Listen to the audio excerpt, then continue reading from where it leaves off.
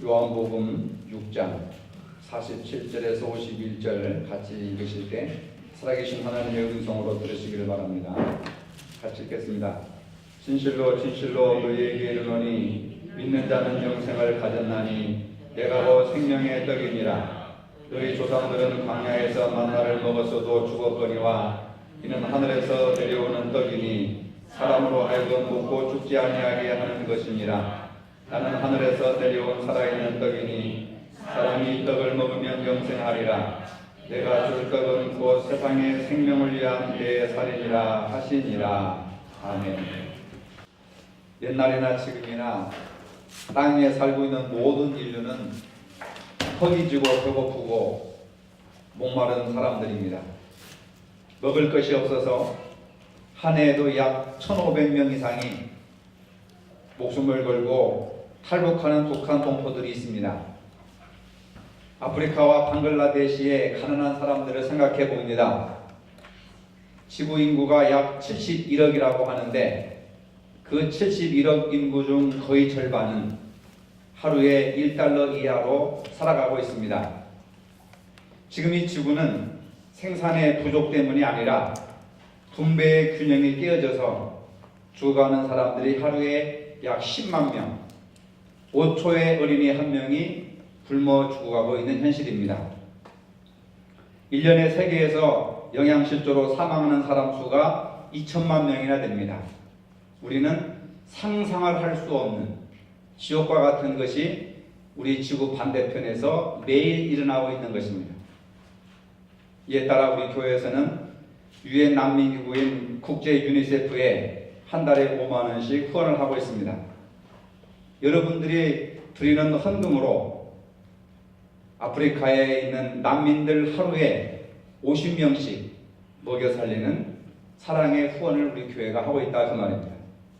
그런데 이 세상에서는 그에 못지않게 또 다른 형태를 가진 배고프고 고달픈 베세다의 무리들이 많이 있습니다. 숨쉬고 있다고 해서 살아있는 것이 아닙니다. 옷 입고 밥 먹고 직장 생활한다고 해서 다 생명이 있는 것은 아니라고 하는 것입니다. 진리가 무엇인지, 사랑이 무엇인지, 은혜가 무엇이고 용서가 무엇이고 사람은 어떻게 살아야 하는지, 왜 우리가 하나님을 믿어야 하는지, 왜 우리가 주일날 교회에 나와서 예배를 드려야 하는지, 기쁠 때나 어려운 일이 있을 때 왜 기도를 드려야 하는지, 이런 것조차도 모르고 배고프게 살아가는 불쌍한 사람들이 얼마나 많은지 모릅니다. 육체의 굶주림을 해결하기 위해서 목숨을 걸고 탈북하는 사람들은 행복한 사람들입니다. 또 굶주림 속에서 국제사회에다가 손을 벌려서 호소하는 사람들도 그렇게 불쌍한 사람들이 아닙니다. 근데 더 불쌍한 사람들은 좋은 옷을 입고 맛있는 음식을 먹고 열심히 활동을 하지만 생명이 무엇인지, 예배가 무엇인지, 하나님이 무엇인지, 교회가 무엇인지를 모르고 살아가는 사람들은 더 불쌍한 사람들이다. 오늘 예수님은 우리들에게 나는 생명의 떡이다 또는 나는 생명의 빵이다 이런 말씀을 하고 계십니다.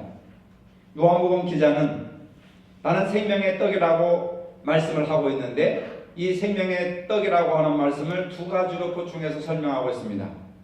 하나는 주님에게 오는 자는 줄이지 않는다는 것입니다. 그리고 또 하나는 주님을 믿는 자는 영원히 목마르지 않는다고 하는 것입니다. 이런 설명과는 달리 우리는 예수님을 믿는다고 해도 육체적인 굶주림과 갈증을 실제로 해결할 수가 없습니다. 오히려 신앙생활로 인해서 상처받고 절망하고 고통당하고 육체적인 고난을 당할 때가 더 많다고 하는 것입니다. 생명의 떡은 새끼 음식을 가리키는 것이 아닙니다. 앞절 33절에 보니까 하나님의 떡은 하늘에서 내려 세상에 생명을 주는 것이니라. 이것이 바로 요한복음의 핵심이라고 하는 겁니다. 하나님께서 주신, 하늘에서 내주신 하나님의 떡은 세상에게, 우리 인간들에게 영생과 생명을 주는 떡이다. 이렇게 말씀하고 있는 겁니다. 세상의 생명을 가능케 하게 하는 원천은 하늘에서 내려온 하나님의 떡이라고 말씀하고 있습니다. 여기서 하늘과 세상이 바로 대비가 되는 것입니다. 하늘은 하나님의 떡이 있는 곳이고 세상은 사람들이 살아가는 곳입니다. 그런데 세상에 있는 사람들은 하늘에서 하나님이 주신 생명의 떡을 먹어야 살아갈 수가 있다고 하는 겁니다. 그런데 오늘 우리들은 하나님이 주시는 생명의 떡은 찾지 않고 이 세상에서 먹고 썩어질 양식만을 추구하고 있는 그런 오늘 우리들에게 요한복음을 통해서 이 세상에서 주는 떡만으로 살 수 있는 것은 아니구나.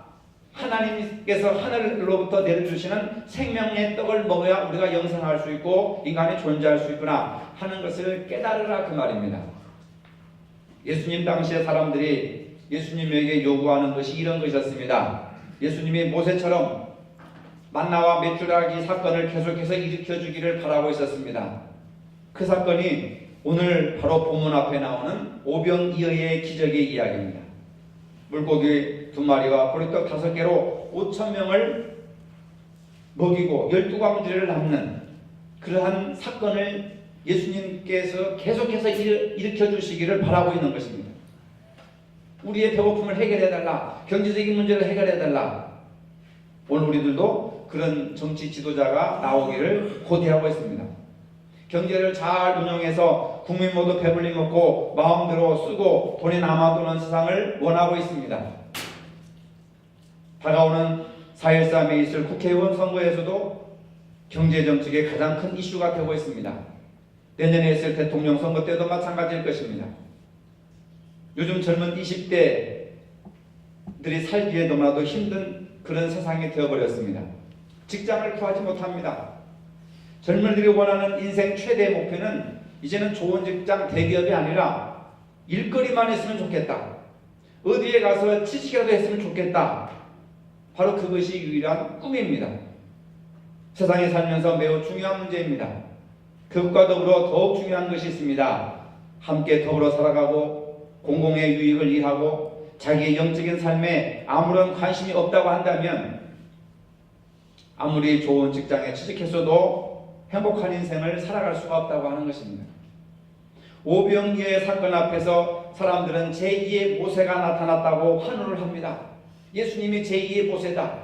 만나와 메추라기를 먹이게 해주신 모세의 위대한 업적이 오병이어의 기적을 통해서 보지 않았느냐. 바로 예수님이 우리를 경제적인 대국으로 이끌어갈 그러한 메시아요 지도자다. 이러면서 예수님을 왕으로 삼으려고 예수님을 따라갑니다.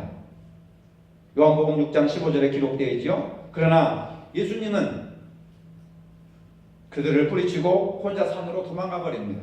왜 그랬을까? 백성들은 썩을 양식을 구하고 있었고 예수님은 썩지 않을 양식을 구하고 있기 때문에 나는 당신들이 원하는 그런 정치적인 지도자가 아닙니다. 그런 경제적인 지도자가 아닙니다. 라고 얘기를 하는 거예요. 그러면 백성들이 원하는 썩을 양식과 예수님이 구하는 썩지 않은 양식이 있다고 하는 겁니다. 이 세상에는 두 가지 양식이 있습니다. 썩을 양식과 썩지 않은 양식이 있습니다. 첫째로 썩을 양식이 무엇입니까? 먹어서 포만감을 느낄 수 있는, 먹어서 배부른 그런 음식은 전부 썩는 양식이라고 하는 겁니다. 썩을 양식은 우리를 살리지 못합니다. 매일매일 우리가 산의 진미를 먹고 또 좋은 음식을 가려가면서 배불리 먹는다 하더라도 사람은 영생할 수가 없습니다. 사람은 죽습니다. 아무리 소유가 많아도 사람은 죽습니다. 누구나 이 땅을 살아가는 동안 육신의 양식은 필요로 합니다. 3끼 또는 5끼 굶주림을 면하기 위해서 일해야 하고 또 먹어야 하고 그리고 그 먹이를 위해서 또 계속해서 일을 해야 되고 더 나아가 우리는 건강한 삶을 살기 위해서 먹어야 하는 것입니다. 육신을 위한 양식도 우리에게는 매우 중요합니다. 육신의 생명을 연장시켜주는 칼로리가 되니까요. 그러나 예수님의 표현대로 그것은 모두가 다 썩을 양식이라고 하는 겁니다. 영생을 줄 수 있는 양식이 아니라고 하는 것입니다. 제 아무리 좋은 음식이라 할지라도 그 모든 것은 다 소멸된다고 하는 겁니다. 쥐 100마리를 두 그룹으로 분류해서 실험을 해보았습니다. 쥐들은 사람과는 달리 포만감을 느끼면 더 이상 먹질 않습니다. 근데 우리 인간들은 얼마나 욕심이 많은가? 배부르다 배부르다 하면서 또 먹는 거예요. 따라서 일반적인 쥐가 포만감을 느끼는 양을 조사해 보았더니 쥐 한 마리당 하루 평균 100이라고 하는 열량이 필요하다는 것입니다. 첫 번째 그룹의 쥐 100마리에게 좋은 환경과 넉넉한 음식을 주었습니다. 그리고 두 번째 그룹은 포만감을 느낄 정도보다 약간 적은 85 열량만큼 양을 주되 그 85 열량을 3회로 3번씩 나누어서 조금씩 주었다고 하는 겁니다. 이렇게 사육한 후에 그 두 그룹의 쥐에다가 암세포, 암을 유발할 수 있는 화학물질을 주사했습니다. 그 결과 첫 번째 그룹의 쥐들이 바람을 일으킨 암을 유발시킨 것은 65%, 절반 이상이 암에 걸렸고, 두 번째 85 열량을 3번씩 나누어서 조금씩 먹었던 그 쥐들은 4%밖에 암 발생률이 나타나지 않았습니다. 그런데 그 이유를 조사해 보니까 65%나 되는 첫 번째 그룹의 쥐가 암에 걸린 것은 병균과 싸워서 이기게 하는 요소인 T임파부라고 하는 것이 있는데 너무 과식해가지고 그 T임파부가 암세포를 물리칠 수 있는 힘을 잃어버렸다고 하는 겁니다. 즉 많은 열량을 먹은 첫 번째 그룹의 쥐들이 느낀 포만감이 결국은 자기의 생명을 위협하게 되는 암보다도 더 무서운 요소가 되었다고 하는 것입니다. 이처럼 우리가 썩을 양식에 대한 탐욕을 품게 되면은 결국은 우리의 영혼에 치명적인 악영향을 미치게 된다고 하는 과학적인 교훈을 우리에게 주고 있는 것입니다. 욕심이 인태한 죄가 되고 그 죄가 결국은 죽음을 가져온다고 성경은 분명히 말씀하고 있습니다. 그렇기 때문에 우리가 썩어질 양식을 위해서만 일할 것이 아니라 영생을 위한 생명의 양식을 위해서 우리가 일을 해야 된다고 하는 겁니다. 생명을 위한 영생의 양식을 먹어야 한다고 하는 겁니다. 육체를 살리기 위해서 육의 양식이 필요하듯이 영을 살리기 위해서 영의 양식이 필요하고 날마다 영의 양식을 먹어야 한다고 하는 겁니다. 이 땅을 살아가는 동안 제 아무리 좋은 것을 먹고 누리며 산다 할지라도 영의 양식을 먹지 못한다면은 인간은 만족함을 얻을 수가 없습니다. 왜? 인간은 정신적인 존재고 영적인 존재이기 때문에 그렇다는 겁니다. 이 땅에서 모든 것을 다 누렸던 솔로몬도 그의 마지막 생에서 뭐라고 고백하였습니까? 헛되고 헛되니 모든 것이 다 헛되도다. 솔로몬이 얼마나 기름진 음식과 풍성한 삶을 누렸습니까? 집안의 모든 것들이 다 금으로 황금으로 입힌 그런 황금 위에서 살았는데 나중에 늙고 병들어 보니까 그것도 별로 헛되다, 쓸모가 없더라, 무의미하더라 그런 겁니다. 우리는 썩 없어질 양식에 최고의 가치를 두고 살아서는 안 됩니다. 생명의 양식, 영원한 생명을 위한 양식을 먹도록 힘써야 한다는 것입니다. 그렇다고 한다면은 영생을 위한 생명의 양식은 도대체 무엇이냐? 썩지 않을 양식이 있다는 겁니다. 두 번째로 성경은 예수님만이 생명의 양식이요 예수님만이 생명의 떡이라고 말씀하고 있습니다. 이 떡을 먹어야 영생할 수가 있다고 하는 겁니다. 영의 양식인 예수님을 먹음으로 우리의 삶이 거듭나게 되고 영원히 살게 되고 그리고 영생을 얻게 되는 것입니다. 그래서 우리는 다음 주에 성만찬 예식을 합니다. 바로 그것이 나누어주는 자그마한 빵과 포도즙이 바로 예수님의 살과 피라고 하는 거예요. 그 예수님의 살과 피를 먹고 마셔야 여러분들이 영생을 얻을 수 있다고 하는 겁니다. 그 의식을 가볍게 생각해서는 안 돼요. 다음 주는 여러분들이 다 교회 나와서 정성껏 준비된 마음으로 성찬 예식에 참여할 수 있기를 바랍니다. 바로 이것이 삶이 거듭나는 것이고 영원히 살게 되는 것이고 영생을 얻게 되는 것입니다. 생명의 떡이신 예수님을 먹지 않고 어떻게 인간이 거듭날 수 있고 영생을 얻을 수가 있겠습니까? 오병이어의 사건을 경험한 자들이 예수님을 따른 이유는 그들이 먹었던 육신의 떡 때문이었습니다. 오늘 우리의 삶은 어떻습니까? 이 땅에서 형통함을 누리는 것에만 관심을 갖고 살지는 않았습니까? 교회 다닌다면 부자 된다고 하는 소문을 듣고 교회를 다닌다고 한다면 내가 왜 교회를 다녀야 되는지, 예수님이 십자가에 못 박혀 죽으셨는지를 다시 한번 깊이 생각해 봐야 하는 것입니다. 예수 그리스도를 구주로 영접하고 살아갈 때 우리에게 영적인 만족과 기쁨이 있는 겁니다. 다른 사람과 같이 큰 부자는 되지 못하더라도 때로는 삶이 고달프고 힘들어도 우리는 만족하며 살아갈 수가 있는 것입니다. 이것이 중요한 거예요. 생명의 뜻이신 예수 그리스도가 내 삶 속에 살아계시고 내 삶을 그분이 지배하신다면 그분만으로 만족하는 삶이 되는 것입니다. 다른 것은 다 못 가져도 예수님 한 분만으로 만족할 수 있다고 하는 삶이 진정 생명의 양식이신 주님을 모신 성도의 바른 삶의 자세라고 하는 겁니다. 그림 속의 떡은 아무리 쳐다보아도 배부르지 않습니다. 예수 그리스도가 우리에게 그림의 떡과 같은 존재가 되어서는 안 되는 것입니다. 오직 예수님만의 생명의 떡이심을 믿으시기를 바랍니다. 그렇다면 예수님을 생명의 양식으로 삼는 사람은 어떻게 사는 사람이냐? 여러분 잘 들어보시기 바랍니다. 어느 병실에 걸린 기도문을 읽어보았습니다. 주님, 때때로 병들게 하심을 감사합니다. 인간의 약함을 깨닫게 해주시기 때문입니다. 지금 고독의 수렁에 내던져 주셔도 감사합니다.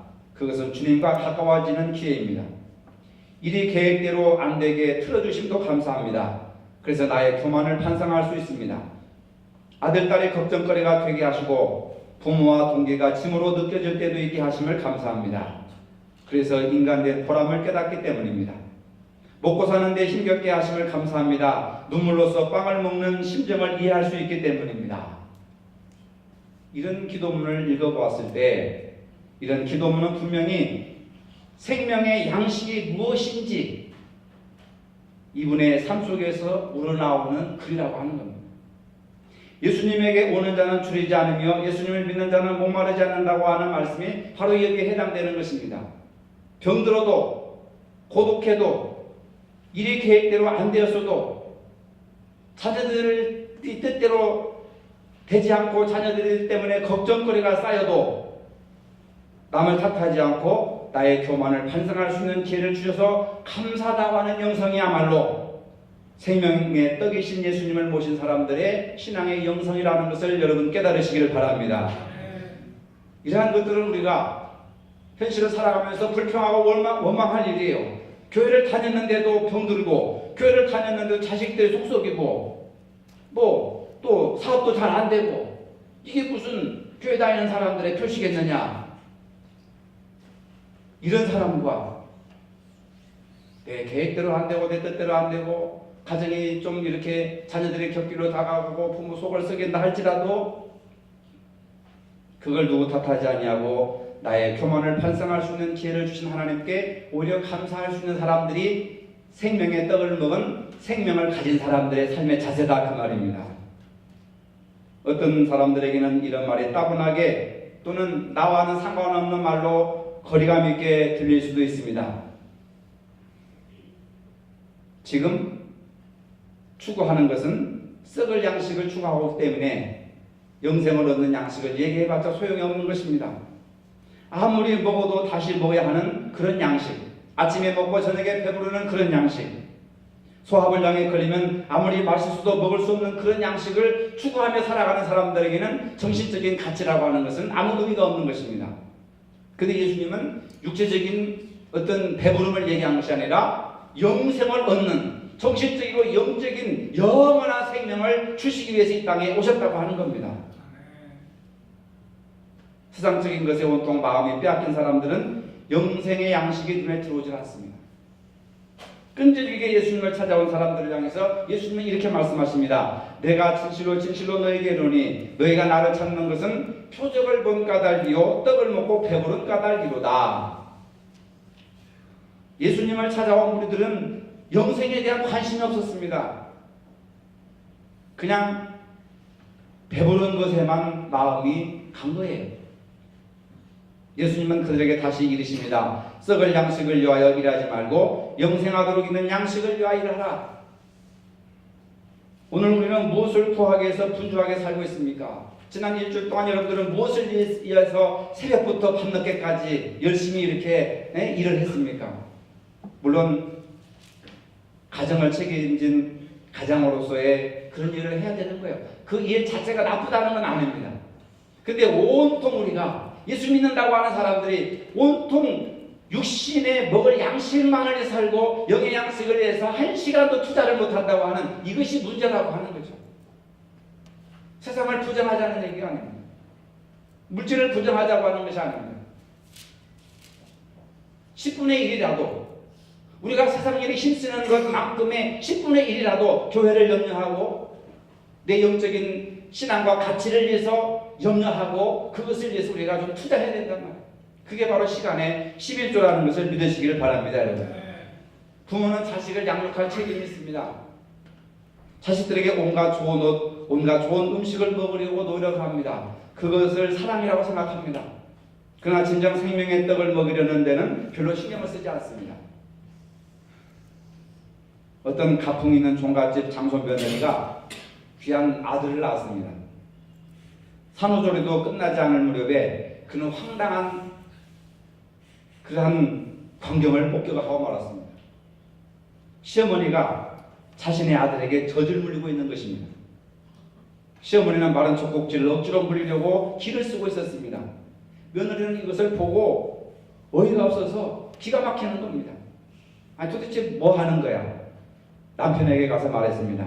그러나 손이 귀한 종갓집 장손으로 마마보이로 큰 남편은 아무런 대꾸도 하지 않고 아내의 말을 무시해버렸습니다. 며느리는 막 화가 치솟았지만은 어디 가서 창피해가지고 어디 하소연할 데도 없고 전전긍긍 끙끙 앓다가 인터넷 이곳저곳을 뒤지다가 여성 상담 사이트를 발견하게 되었습니다. 인터넷에도 뭔가 이렇게 고민을 하면 상담사가 상담을 해줘요. 전문 상담가들이. 옳지 잘됐다 이렇게 생각한 그녀는 자신이 오늘 겪었던 일을 그냥 쫙 이야기했습니다. 그 이야기를 한참 듣고 있던 상담사가 며느리에게 딱 한마디 조언을 했습니다. 맛으로 승부하세요. 여러분, 맛으로 승부해야 됩니다. 세상에 썩을 양식은 겉으로 드러나고 금방 배부르지만은 예수님의 생명의 양식은 겉으로 드러나지 않습니다. 아무런 맛도 없습니다. 배도 부르지 않습니다.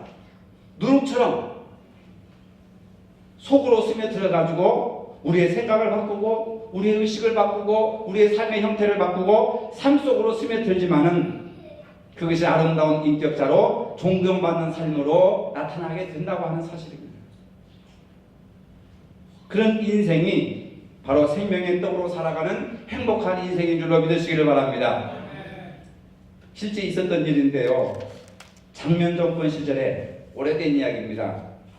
초대 주미공사와 유엔 대표를 지낸 고광림 박사의 부인이면서 그 당시 미국의 예일대 교수였던 전혜정 씨가 어떻게 하면 자녀들을 올바르게 잘 성공적으로 양육할 수 있을까? 그 자신의 경험담을 쓴 책이 있었습니다. 그 책 제목이 섬기는 부모가 자녀를 큰 사람으로 키운다. 섬기는 부모가 자녀를 큰 사람으로 키운다 라고 하는 내용인데 그분의 자녀 양육의 성공 비결은 다른 것이 아니라 마태복음 7장 12절에 나오는 그런 말씀이었습니다. 그러므로 무엇이든지 남에게 대접을 받고자 하는 대로 너희도 남을 대접하라. 이것이 율법이요 선지자니라. 이분은 이 말씀을 생명의 양식으로 생각하고 이 말씀을 늘 기억하면서 이 말씀대로 살고 이 말씀을 자식들에게 늘 가르쳐주는 겁니다. 재주가 덕을 앞지르면 안 된다. 머리 좋은 것을 드러내면 안 된다. 가문 좋은 것을 드러내면 안 된다. 하면서 말씀대로 살아야 된다. 말씀대로 살아야 된다. 그러면서 더 많은 사람들에게 도움을 줄 수 있는 사람이 되어야 한다고 늘 자식들에게 가르치는 겁니다. 남에게 대접을 받고자 하는 대로 너희도 남을 대접하라. 이 말씀을 외운 것이 아니라 실제로 그분은 지나가는 거지들에게 먹을 것을 주고 입을 것을 주고 마실 것을 주고 교회 목사님을 섬기고 주변에 어려운 사람들이 있으면은 사비 틀어서 다 도와주고, 이것을 실제로 실천하는 삶을 자식들이 보면서 성장을 하게 되는 겁니다. 그랬더니 자녀들은 말할 것도 없고 손자들까지도 남을 돕는 일에 발벗고 나서더라는 것입니다. 자녀들이 주님의 말씀을 따라 잘 성장하였는데 6명의 자녀가 모두 미국의 하버드 대학교와 예일 대학교에서 졸업을 했습니다. 놀라지도 않는군요. 그게 어떤 규모의 학교인지 모르니까 그래요. 세계에서 제일 좋은 학교가 하버드 대학, 예일 대학입니다. 그 가족이 받은 박사학위만 해도 무려 11개나 된다고 하는 겁니다. 그 어머니의 자식들, 손자들이 미국의 하버드 대와 예일 대학에서 박사학위를 받은 사람들이 11명이 나왔다는 거예요. 그리고 지금 현재도 모두가 그 자식들이 이 시대에 귀하게 쓰임받고 있다고 하는 겁니다. 어머니는 자식에게 맛있는 양식을 해주기보다는 생명의 양식은 하나님의 말씀대로 살아가도록 먼저 당신이 스스로 본을 보여주고, 그리고 그것을 자식들에게 삶교육으로 체험하게 할 때에 이것이 바로 성공의 비결이고 행복의 비결이고 자식이 잘 되는 비결이라고 하는 겁니다. 우리가 이제 성숙한 인생을 살기 위해서 날마다 생명의 떡을 먹고 그것을 이제 다른 사람들에게 줘야 하는 겁니다. 말씀 증거도 중요하고 구제도 중요하고 선행을 통해서도 우리가 날마다 예수님의 생명의 떡을 전해주는 것이, 이것이 바로 성숙한 믿음이라고 하는 겁니다. 더러운 거울이 있습니다. 때가 끼고 먼지가 끼고, 그래서 자신의 모습을 보니까 굉장히 더러워요. 이 더러운 거울을 보고 두 가지 반응을 합니다. 어떤 사람은 거울을 보고 욕합니다. 거울을 보고 불평합니다. 원망합니다. 그 더러운 거울 속에 자신의 모습이 더럽게 보입니다. 그런가 하면 어떤 사람은 그 더러운 거울을 걸레로 깨끗이 닦아버립니다. 깨끗이 닦아줍니다. 그러니까 거울도 깨끗해지고 거울 속에 비친 자신의 모습도 선명하고 깨끗하게 보이는 겁니다. 여러분들은 어떤 자세로 인생을 살아가고 있습니까? 인생의 행복의 비결은 생명의 떡인 예수님입니다. 이 생명의 떡은 아무리 먹어도 다시 배고픈 썩을 양식이 아니라고 하는 겁니다. 이 사실을 기독교 신앙은 지난 2000년 동안 생명을 걸고 지켜왔습니다. 우리는 그 사실을 옳다고 믿고 교회를 다니는 사람들입니다. 단순히 믿을 뿐만 아니라 거기에 우리의 현재와 미래를 다 걸고 있는 거 아니겠습니까? 병에 걸려본 사람만이 건강의 소중함을 아는 것처럼 썩을 양식의 한계를 정확하게 꿰뚫어 보는 사람만이 영생의 양식에 눈이 들어오는 것입니다. 거꾸로 영생의 양식을 맛본 사람만이 썩을 양식의 한계를 꿰뚫어 볼 수 있다고 하는 것입니다. 예수님이 참된 생명의 떡이라는 것을 믿으시기를 바랍니다. 그것을 먹으시기를 바랍니다. 또 그것을 나누시기를 바랍니다. 그럴 때 여러분의 영혼은 그분을 통해서 배부름을 얻게 될 것입니다. 기도하시겠습니다. 오늘도 우리가 수고하고 무거운 짐을 지고 가는 것은 썩을 양식을 구하기 위함이 아닌지 이 시간 말씀을 통해서 생각할 수 있는 기회를 주셔서 감사합니다. 우리가 지금까지 육신의 썩을 양식을 구하며 살아온 것이 이것이 행복인지 스스로 질문할 수 있게 하시고 생명의 뜻이신 예수님으로 남은 생애를 채우게 하여 주시옵소서. 예수님의 이름으로 기도합니다. 아멘.